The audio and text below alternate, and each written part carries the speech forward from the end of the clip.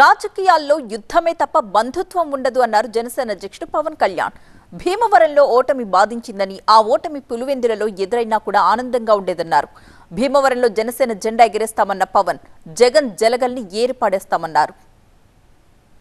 వద్దండి, వాళ్ళు మా బంధువులు అవుతారు, వీళ్ళు మాకు వియంకులు అవుతారు, వీళ్ళు మాకు ఈ కత్తి దూసినప్పుడు యుద్ధం చేయాల్సిన పరిస్థితుల్లో కత్తి ఎత్తకూడదంటే ఎట్లా, ఏం చేస్తాం?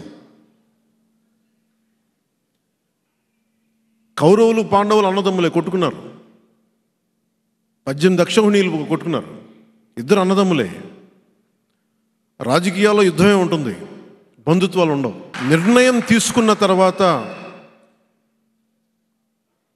బంధువులా కాదా వియ్యంకులా ఇంక గొడవలు ఉండవు. ప్రత్యర్థి వర్గమా నా వర్గమా రెండే ఉంటాయి. నాలాంటి వాడిని మీరు ఏ కడపలో పెట్టుంటే బాగుండేది, ఇక్కడ పెట్టారు నాకు అనవసరంగా అనిపించింది. డైరెక్ట్ జగన్మోహన్ రెడ్డి మీద పోటీ చేస్తుంటే బాగుండేది, నాకు తేలిగ్గా అక్కడ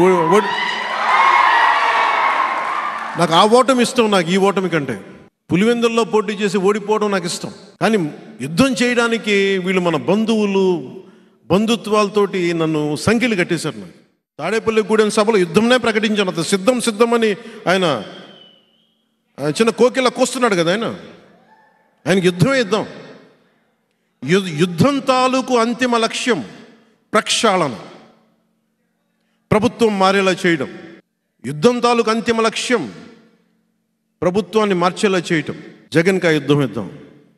జగన్ తాలూకు జలగలు ఏవైతే ఉన్నాయో ప్రతి చోట ఆ జలగలను తీసి పడేస్తాం, భీమవరంలో ఉండే జలగతో సహా.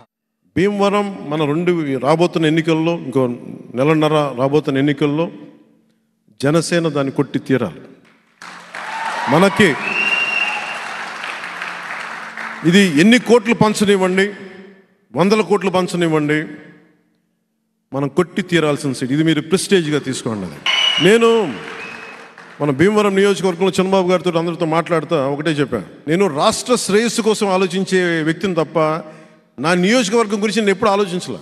అంటే నేను నిజంగా అంత వ్యూహమే ఉండుంటే, నాకు వ్యూహం అంతా దేశం మీద ఉంటుంది, లేదంటే రాష్ట్రం మీద ఉంటుంది, కానీ